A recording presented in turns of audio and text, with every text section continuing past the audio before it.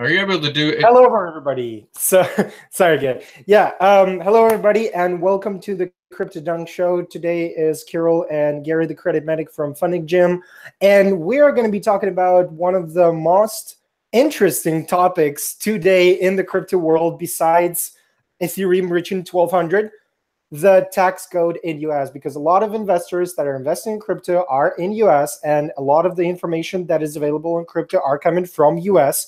So a lot of influencers on YouTube are talking about this for the past 10 days, and it's time for us to jump into conversation and see what's going on and discuss and bounce ideas. So briefly, what happened is the new IRS regulations, the new tax code was issued in the end of the year, signed by the President Trump in US and effective on the 1st of January 2018.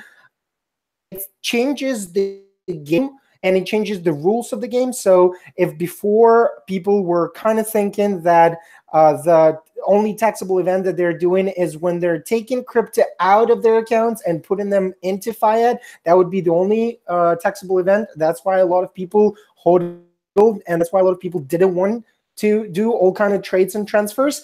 Well, right now, as per tax code, every trade, every transaction that you make transferring Ether to Litecoin or Litecoin to Cardano or whatever have to be recorded and have to be reported as a tradable event. And the Light Exchange rules don't apply anymore. We're basically talking about crypto being property, crypto in real estate. And it has its ups and downs, and that's what this episode is going to be about. So, Gary, word to you. What do you think? What do you know about the situation? Yeah, it's good to be here. And this is a conversation really for two different mindsets. One mindset has the mentality that the Wild West should continue forever, and that you should be able to pioneer, take your risks, take your benefits, as well as your negative outcome of traveling from, as an example, from the East Coast of the United States, going through dangerous lands without roads, going through inclement weather and bears and animals attacking you, different tribes and things like that you engage, and they may feel you're encroaching into their land and they take you out, right? So there's a risk about pioneerism. There's a risk of going where no man has gone before.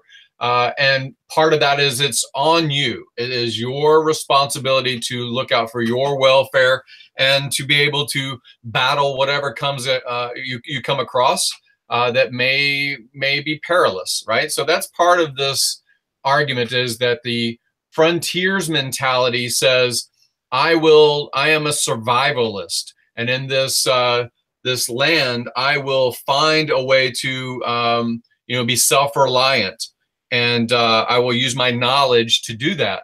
The other side of the coin is that if you are part of a civilization, a society that has infrastructure, and part of that infrastructure may be the physical infrastructure of having roads, buildings, electrical grids, things like that, that you connect your modern world and you plug yourself into that modern world.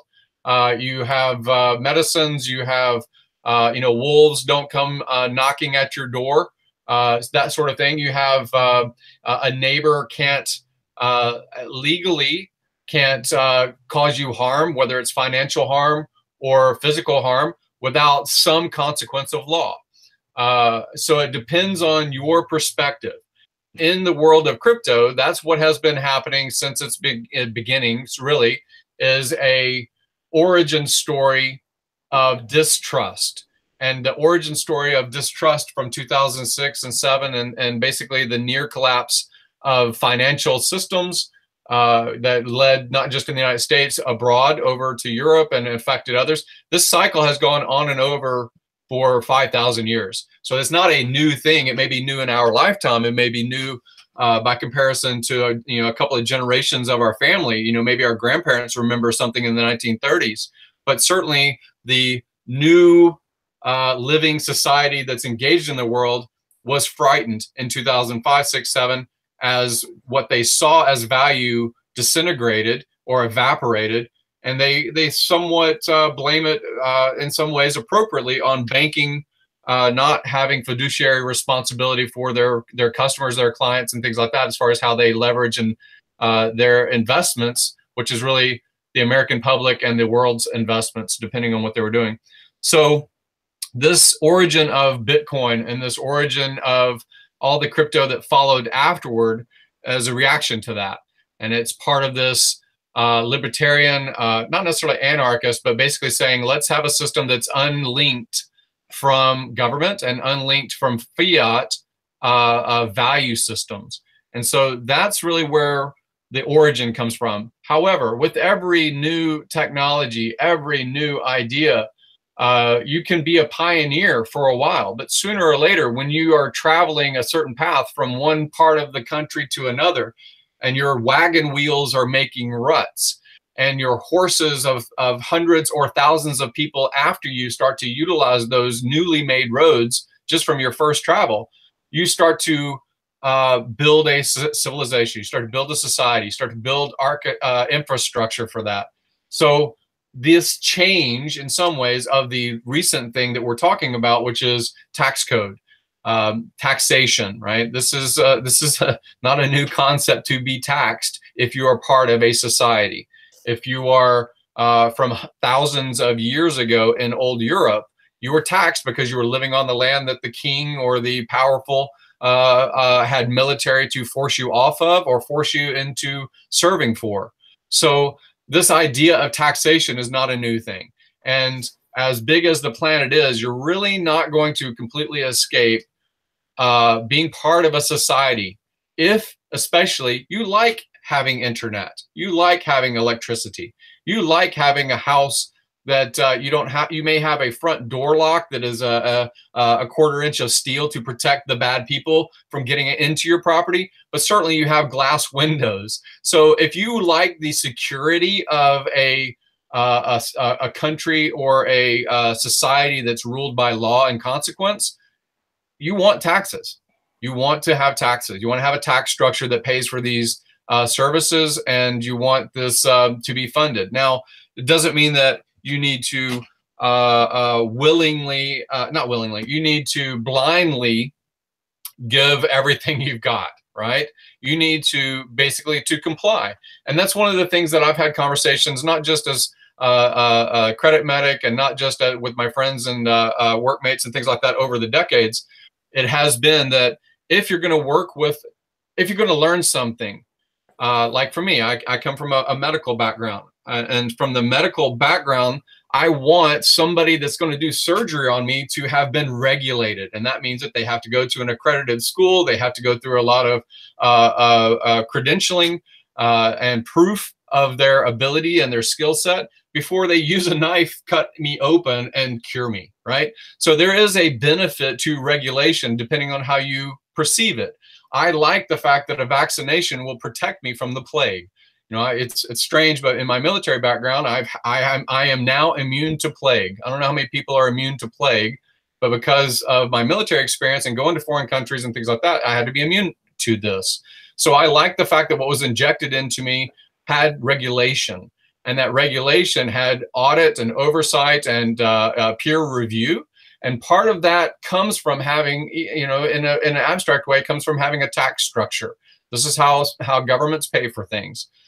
We still have in every society corruption. In every society, we have misspend of the public coin. You know, if you say you're paying into the king or the president or the country or the political system to do good by you as a citizen, you have corruption, and it does happen. And there are many countries that suffer from this. You can be in something like Venezuela or some country where the political powers may get the public vote, the populist vote, to put them into a seat of power based on saying that they will give away, that there will not be taxation, that there will be shared of everything. So this may be some form of a communism approach where everybody shares equally, kind of a theoretical view. or it may be something of a socialist view where you say that, you know, all of the revenues are going to be equally distributed out to the public that serve it.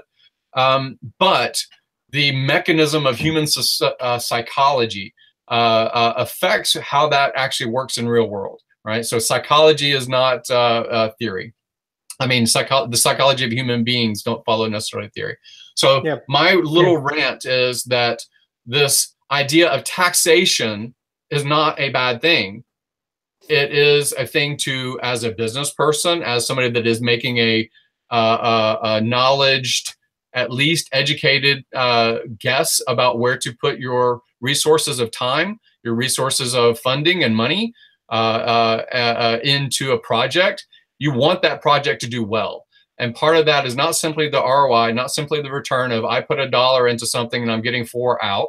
It is part of that oversight, regulation, and part of that is based in taxing.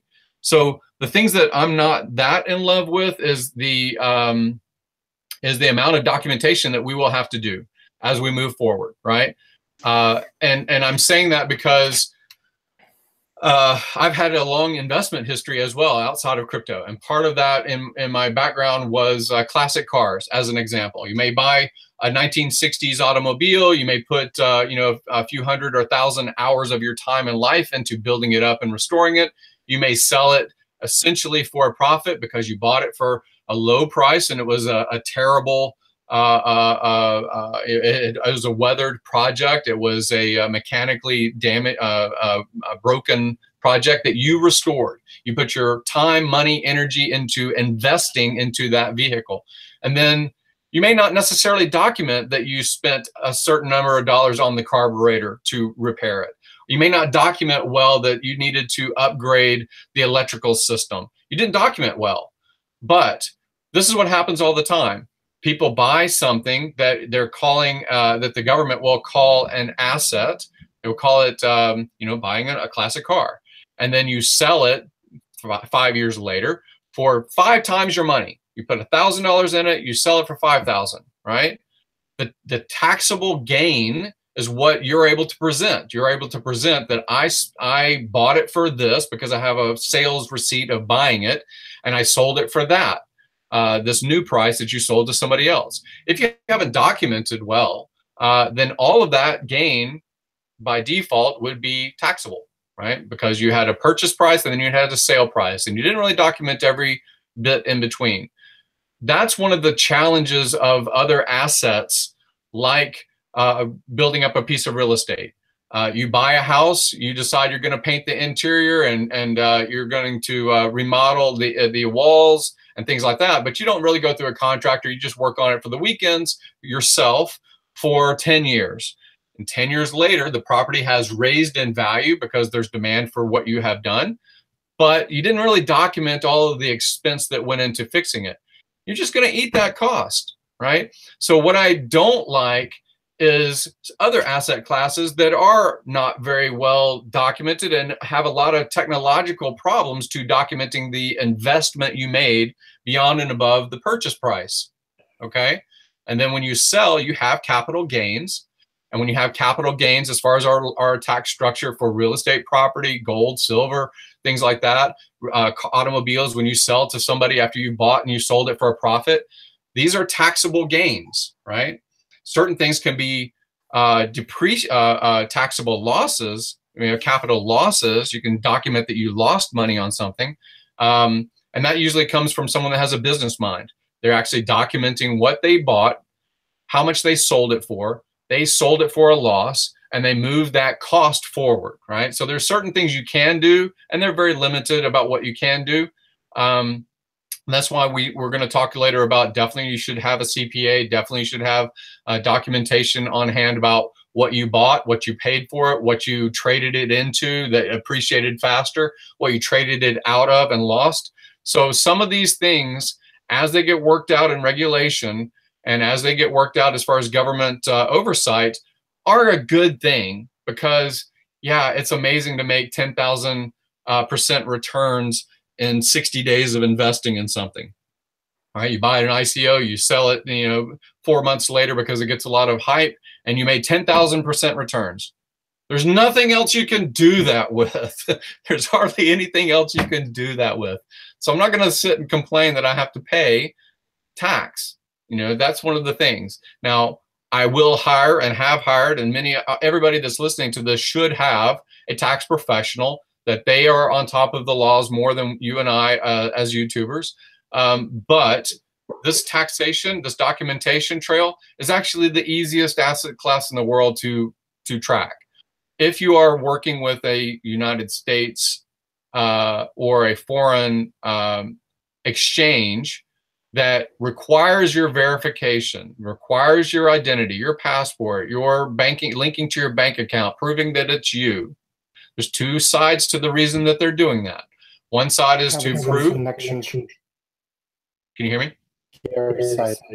On my side? My side's good. We can hear you. We can hear you now. Let me see if I'm connected to the right. Yeah, I'm connected to the right. But what I'm saying is there's two sides to that. One side, can you hear me? One side is that it has. Well, I was able to hear you. Now it's gone. I look fine on my side, but I don't know how to check it. We can hear you again. Okay, I'll just try to pay attention to it. Just make a note if there's something different. I lost my train of thought, but yeah, go ahead. Let's pass it back to you, Kirill, for a couple of minutes about, basically two things. One is I'm curious about an international perspective. I have a steeped in United States, steeped in regulation and rule of law, but there's a price to that, right? As an employee or as a business owner, there's a price to having rule of law and guarantee of your property rights, basically, and your human rights. In other countries, you may not have rule of law. You may not have actual human rights. You may not have property rights necessarily. It's more like the Wild West. If you are strong enough and can organize enough people, you can force your will onto the society you're living in. If you don't, you have to basically have some sense of equality inside of a more regulated society and civilization. That's what I'm talking about. So tell me a little bit about your perspective, not just with crypto, but your perspective when it comes to asset protection and taxation abroad. So yeah, first of all, I wanted to comment on a couple of important points that you brought up before we go international, because we still have I still have a couple of comments in US. So one thing that is very important, you were talking about CPAs, and because of the nature of the tracking that has to be done right now, basically every time you convert the currency into another currency, you have to document the price in dollars, the price in Bitcoin at the moment of buy or sell, and then make a keep a spreadsheet. And essentially, if you're a day trader or if you're trading fast, you're going to have so many transactions that I suppose that we're going to have a new type of CPA soon, a crypto CPA that is going to be dedicated specifically to untangling the backlog of transactions that you're making as a business person, as a professional crypto trader, if you're making large number of transactions. That's one. And then another thing that you pointed out, that taxes were going to come eventually, and there's nothing wrong in them, and everybody expected that. What's interesting about Texas and what seems to be dividing people is that not everybody understands that. Yes, on one hand, you have way more work tracking all the taxes and everything. On the other hand, those are now considered to be property. That's why it's going to be taxed as real estate. So we're talking about property tax instead of capital gain tax on all of the transactions that are happening, Bitcoin to Ethereum, Ethereum to Litecoin, or whatever. Between any coins, all of those transactions are going to be considered as property tax transactions, according to the research that I'm making right now. Now, moving from this civilized abroad, we have examples of very different countries that are regulated by different laws. And I'm just going to say, for well, first of all, we have to mention Belarus. Belarus, not long ago, I think about a week or 2 weeks ago, that was in the news that Belarus had, released a massive amount of laws and regulations about cryptocurrency in order to attract outside capital.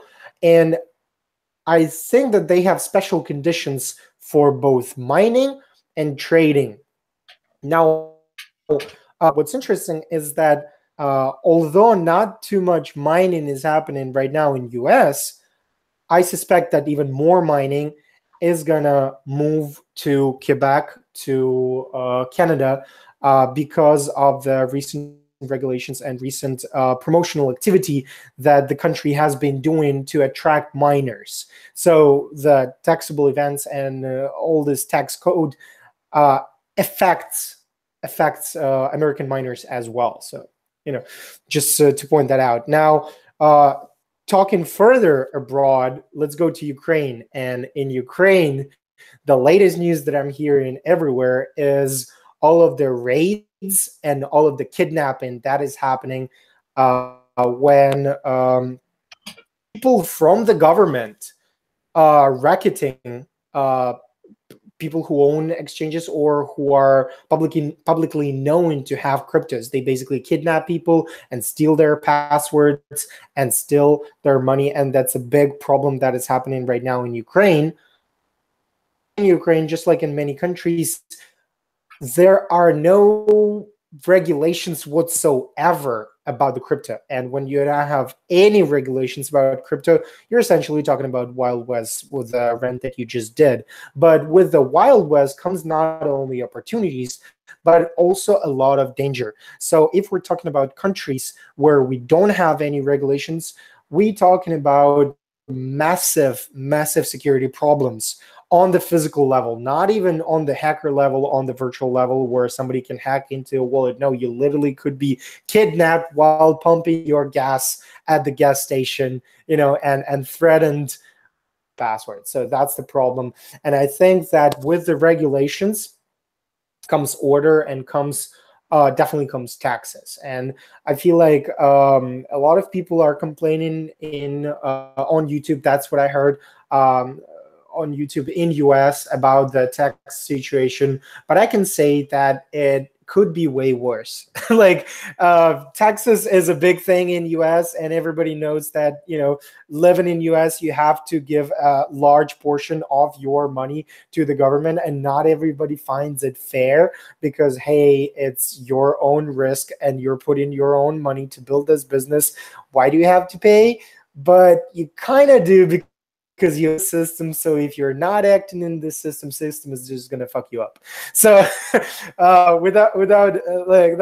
the reality. So instead of trying to trick the system, I think a better strategy is try to comply. And we all know about massive amount of different ways you can comply with the taxes and still gain profits. Basically, if you're a smart person, if you know how to make money, if you're making money, taxes should not be a problem because it's just the price you pay in order to use the equipment, in order to use the environment you live in. So yes, it's going to be difficult at one point, but hey, that's the opportunity for new jobs, right? The crypto CPAs as well as crypto lawyers, right, are already a thing that is appearing, and that's going to be massive in 2018.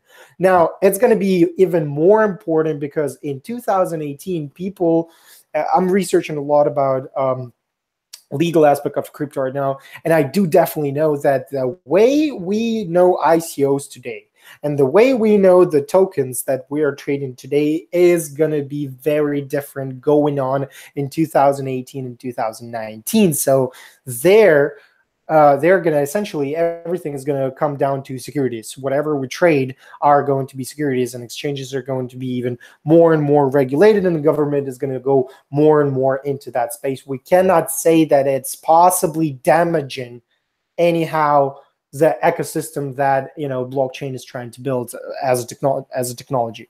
I'm not saying that blockchain is building necessarily anything, but like the ecosystem around blockchain was always this decentralization and anarchy, anti-state and stuff. not necessarily, but like it's the general field, right? So what I have to say here is that at one point, yes, it's innovation, and yes, it changes the way we operate as human beings and as societies. It's not going to overthrow banks. It's not going to throw the government, because those things have been here for a while, and they have their purpose, and they have their goal and meaning, and yes, they have their ways, and yes, we have a lot of corruption, and corruption is possible to be fought with blockchain and new technologies. So what we have to do as a society, and what we have to do as intellectuals, is embrace the change, just like Stoics, right? They were seeing the world and they were reacting to this world accordingly. So what we can do in the society as crypto enthusiasts is embrace the rules of the game and try to play within them, and try to move this thing into the future compliantly. That's just my 2 words on this taxation thing. So a very interesting conversation, and really, if you think about it in a big scale thing, we talked about this in our Credit Medic Funding Gym videos as well, about the origin of things. If you, as a standalone pioneer, decided you wanted to make a very attractive shirt that has flowers on it, right? If you wanted to do this, you have to learn how to take fiber, make thread, convert that into a fabric, make it into a shirt, right? But maybe you decide, instead of me taking the time and the skill set to make fabric and make a clothing for me, right, and for my family, maybe I'm not going to have that trade. Maybe I want to have a medium or a currency, a form of money to exchange for it, whatever you want to call. In ancient times, it might have been produce, things that you grew and you're trading because you took it to the market, right? Or you have animal, livestock, things like that, and you're basically trading foods for services and goods, right? That's what the open marketplace is about. Now, we are talking right now through the internet, and this is the infrastructure of the internet and all of the technology that goes behind an instantaneous communication to you, and also broadcasting to the world, right? You're using headphones, you have a smartphone, all these things. Now, if you did not have rule of law that's enforced, right, by penalty of jail or penalty of loss of life, right, in the form of militaries, if you do not have a rule of law, then the company that may solicit to you or the public and say, we will make your shirt for you, pay us. And we will create a factory, and we will create the fabric, and we will design the shirt, and you will buy it, right? So where does that come from, that ability? Where does the ability to develop and pay engineers before a product exists to make a smartphone, right? Where does this money come from? Part of it comes from, yes, there's open market investment. Maybe you have a friend of a friend and you put, $1,000, $10,000, whatever you want to call that medium of exchange. You say it's gold doubloons, whatever you're going to use as a medium of exchange. But you need the force of contract. You need a bigger power than yourself. And this is where I am against the idea of anarchy, of that, we want to go back away from complete government and complete regulation and rule in our societies to a Wild West mentality, where if I want to do something, then I just have the firepower to force my will on others. I don't want to engage in that society, and that's one reason why I don't live in third world countries. These third world countries are great to visit, but you definitely have to keep a low profile. You definitely need to be aware that, hey, if you're broadcasting that you drive Ferraris and things like that because you've been doing so amazing with crypto, you might be kidnapped by Turkish men, in this story that just happened not long ago, and be forced to give up 1 million of your Bitcoin. So in some ways, you just can't act a fool. And part of this is whether you're an international traveler, you're a digital nomad, you're going abroad, you don't wear, it's interesting, this thing that happened in our society, popular society, that I really don't like, but I need to reference, is that Kim Kardashian is abroad, and she has a $4 million ring on, right? Because she has the wealth and the power to buy it, or somebody lends it to her. She has a ring on, and it gets stolen. And how's it get stolen? By somebody putting her in peril and saying, give it to me, right? Now, she was in a foreign country when this happened and so forth. And it doesn't really matter about the foreign country side of it, but you can only broadcast your status and wealth in societies that have rule of law. And the way that those rules of law are enforced are, you know, if a gunman abducts you, if they get discovered as who they are, they go to jail and they don't come out. This is the sort of thing that in some ways we're paying for, and we should pay for through taxation. Now, I don't think it should be onerous. I don't think it should slow down the engine of investment or the engine of reward for that investment. I think that crypto is just an evolution in this venture capital world, where it's not necessarily nepotism or I'm a friend of a friend. You can have an open market solicitation for funding, and that's what ICOs are, right? You are openly soliciting the world to fund your project and get it off the ground and get the technology going, crowdsourcing. So in some ways, that's an amazing ability. Now, that is to me, the acceleration of our technology and of our societies to be more democratic instead of a power base only at the top, right? Only at the top, only when governments or the people that are associated with the leaders of governments have power. You see this all the time in Russia. Russia's not a terrible, terrible country. However, the oligarchs, the billionaires that are closest to the power base are the ones that are allowed to become billionaires or be billionaires. And they pull and extract that value through force of not charisma and not bringing amazing things to the public necessarily, but through force of their cult of personality or their association with the power base. So I don't really want to live in that society. I want to live in a more democratized society. I want to live in a place that has, you know, you may grow up in a family that is not well off in any shape or measurement, but you need to have the access and ability I believe in a technocratic society, that if you apply yourself, whether it's through academia or whether it's through innovation or motivation or your own personal drive, you can decide the life you want to live. And you really have, I love that side of what crypto is. I love that side about what people that invest in other asset classes, what they're doing is they're investing their knowledge and their time and their resources, not hoping, but basically calculated risk.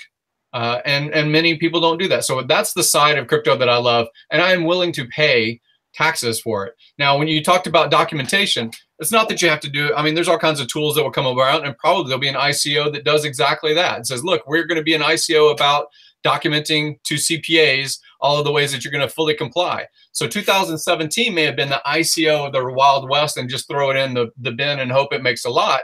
But 2018 is going to be the era of regulation. And it's going to be the era of, you know, again, there's something, who is it? It's I forgot the name of the company or the project. It's not Request Network. It's another one. But anyways, it's basically where you send off your Bitcoin. You hope you're getting a product. You don't get the product because you got scammed.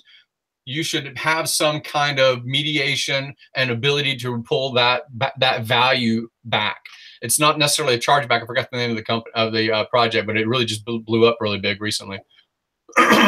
So I want to live in a society, in a culture, in a civilization where I can take my calculated risks based on the research and knowledge base that I can find regarding why a project exists and what it's about.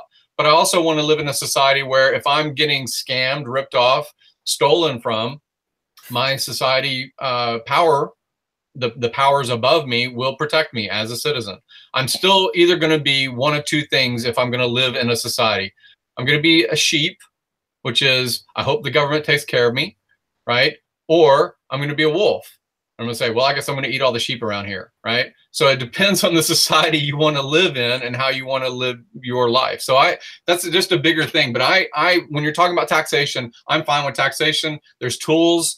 Actually, all of the American exchanges, whether you're talking about GDX or Coinbase or Gemini, all of the ones where you have to be compliant, where they have had to have permission basically to accept fiat, which is US dollars, and linked from a bank account into their exchange so that you can buy Litecoin or you can buy Bitcoin. They have the tools that are necessary to document the fact that you bought it at this price at exactly this time, and this is how much you paid in whatever the currency was, whether it was in fiat or whether it was in trade for another coin. But they have all of those tools. You can see your order history. You can see your trade histories. It's going to be more and more user-friendly as far as downloadable, instead of having to have a spreadsheet that you type in every single entry that you've ever done. This is the sort of thing that comes along with regulation, is automation. You know, so that's going to be the tools that help a CPA. And another last point I want to make is everybody that is investing right now in crypto, in basically buying something, hoping that they're buying low, selling high, you should form a business. You should have a company. I'm not saying you have to invest through the company, but you should have a company. You see people that have made $400, $500, $600 million from crypto, and what you see is that they are investing into businesses. And the reason is because real estate related to that business, all the operation for that business, all of the cost of the labor for that business is depreciable or deductible from the income of that business. And so you see people, and that's what 1031 exchanges are. That's when you buy one house and you move to a bigger house, you're able to utilize the tax code. And it's not a negative thing. America is not made for the employee, just people choose to be employees. So the tax code kind of penalizes you for being an employee. You make high dollars as a doctor, you're not really a business, you are an employee of a hospital, you're making an income from that hospital, then you're going to pay 35 to 37% for federal and about 10% for California. And you say, oh my God, half of my pay went out the door before it ever got in my paycheck. That's because you're not running a business. The tax laws in the United States are made for businesses to take an investment chance, to make a risk. And the benefit is not necessarily that everybody else is paying more and companies are paying less and oh my God, there's such an evil corporation. It is so that they can hire people. It is so that they can pay for resources to develop a product or a service. It is so that they can build the factory before there's a demand for the product it would produce. So I am a capitalist, and I do believe that, and I do know now because I've been an employee all of my life until about 3 or 4 years ago, where I was more business oriented and I fully retired and things like that from an employment mentality, you know, more than a year ago. So I can see the reasons to be a business owner. And part of that has to do with crypto. And part of that has to do with if you're going to make any profits from your investment as a person, talk to your CPA. This is not financial advice. This is not tax advice. But you need to have a conversation with your CPA. You need to provide them every single detail that you can about what you have been doing. Before you go buy Ferraris and Lamborghinis and things like that, you need to have a tax professional. And one of the things that they're going to likely tell you to do is to form an entity, to roll over any profits that you have made as a person into the entity that you fully control, whether it's an LLC, a C corporation, or whatever. And they will advise you on the best ways to keep what you've made. So it's not about what you make and the status and things like that. And I know it is in the YouTube world and things like that, but it's not about that as much as it is being able to enjoy that without getting knocked over the head by a criminal, right? Yeah. You want to enjoy your Ferrari, and you want to be able to be public in some regard in a society where you can say, this is what I've worked for. This is the risk I took, and here's the benefit from it, right? Everybody doesn't have that, but you need to live in a society that has rule of law, and part of the payment for that rule of law is taxation. That's the structure we live in. So you're not going to necessarily avoid it unless you decide, hey, I'm a 100 millionaire. I just want to live in the wilderness of Panama and see how that turns out for me. All right, all right. So on this note, I think we've covered pretty much the grounds of the taxes, and I don't want to run it too long. But definitely, guys, I encourage you to research more in taxes if you're doing crypto trading, and definitely comply with the laws. Don't try to be an anarchist and hide from the system, it doesn't pay back. Those efforts don't pay back. It's better to comply. Anyway, and with this note, I want to finish with an open question so you can participate in the comment section. Have trading accounts on Gemini and GDAX and every exchange that comply. What happens if we have all of our capital on, say, Binance or whatever, and we've been reporting all of the transactions and everything, and then it gets hacked? How do we explain our CPA, or how do we pay taxes if we already reported everything? How do we pay it if it gets hacked? How are we protected by the law from this? This is an open question. I leave it for the discussion. Feel free to jump in the comment section and discuss this. Thank you, everybody. Thank you, Gary, the Credit Medic, for participating in another stream, and we'll see you next Wednesday. Bye-bye, guys. See ya.